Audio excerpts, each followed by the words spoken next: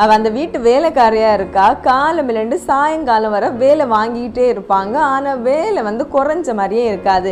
ஏன்னா அந்த வீடு அரண்மனை மாதிரி இருக்கிறனால அது சுத்தம் பண்ணுறதே ஒரு பெரிய வேலையாக இருந்துக்கிட்டு இருக்கும். இவளுக்கு சரியாக சாப்பாடு கூட கொடுக்க மாட்டாங்க. அவங்க எல்லாம் சாப்பிட்டுட்டு மீதி இருந்தால் மட்டும்தான் இவளுக்கு கொடுப்பாங்க.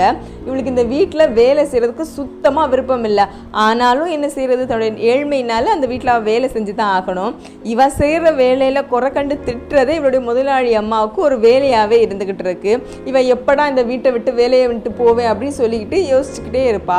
ஆனா இவளுக்கு ஒரு ஹேபிட் உண்டு. இவ எப்ப எல்லாம் அந்த வீட்டில் உள்ள டைனிங் டேபிளை கிளீன் பண்றாளோ அப்ப எல்லாம் மனசுக்குள்ள நினைப்பா, என்னைக்காவது ஒரு நாள் இந்த டேபிள்ல நான் உட்கார்ந்து சாப்பிடணும், இந்த முதலாளி அம்மா எனக்கு ஒரு வேலைக்காரி மாதிரி சர்வ் பண்ணணும் அப்படின்னு இவ அடிக்கடி மனசுக்குள்ள நினைச்சுக்கிட்டு இருப்பா. அப்போ ஒரு நாள் இவ வேலைக்கு வர்றதுக்கு முன்னாடி ஒரு ஆள் 10 ரூபாய்க்கு லாட்டரி டிக்கெட் விற்கிறாரு. அந்த லாட்டரி டிக்கெட்டை வாங்கிட்டு இவ வேலைக்கு வர்றா.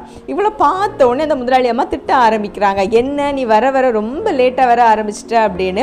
இல்லைம்மா நாளையிலேருந்து நான் சரியாக வந்துடுவேன் அப்படின்னு சொல்லிட்டு இவ வேலை செய்ய ஆரம்பிக்கிறான். திடீர்னு இவ்வளோ தேடி நிறைய பேர் வர்றாங்க. சொல்கிறாங்க, நீங்கள் எடுத்த லாட்ரி டிக்கெட்டுக்கு 10 கோடி விழுந்திருக்கு அப்படின்னு. இது இவங்க முதலாளி அம்மா கேட்டு ரொம்ப ஷாக்காக இருக்காங்க. என்ன, என் வீட்டு வேலைக்காருக்கு 10 கோடியா அப்படின்னு. இவளுக்கு கையும் ஓடலை காலும் ஓடலை.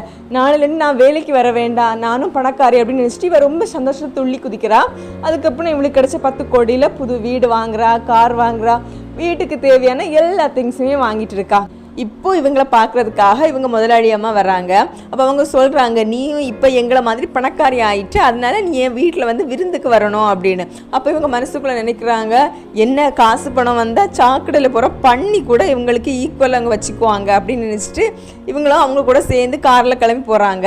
இப்போ அதே டேபிளை இவங்கள உட்கார வச்சு இந்த முதலாளி அம்மா சாப்பாடு பரிமாறுறாங்க. இவங்க மனசுக்குள்ளே நினைக்கிறாங்க, ஒரு காலத்தில் இந்த டேபிளை நான் துடைக்கும் போதெல்லாம் நினச்சிக்கிட்டு இருந்தேன், இவங்க வேலைக்காரி மாதிரி எனக்கு பரிமாறணும், அது நடந்துச்சு அப்படின்னு சொல்லிட்டு சந்தோஷத்துல அப்படியே துள்ளி குதிச்சு திடீர்னு போய் செவத்துல போய் முட்டுறாங்க. முட்டிட்டு பார்க்குறாங்க, ஐயோ நான் கண்டது பகல் கனவா, இதெல்லாம் பொய்யா, என்னோட புது வீடு இல்லையா, கார் இல்லையா, இப்போதான் அவங்களுக்கு தெரியுது நான் கண்டதெல்லாம் பகல் கனவு. சரி நம்ம வேலையை செய்வோம்னு சொல்லிட்டு அவங்க பழைய வேலைகளை, வீட்டு வேலைகளை செய்ய ஆரம்பிக்கிறாங்க.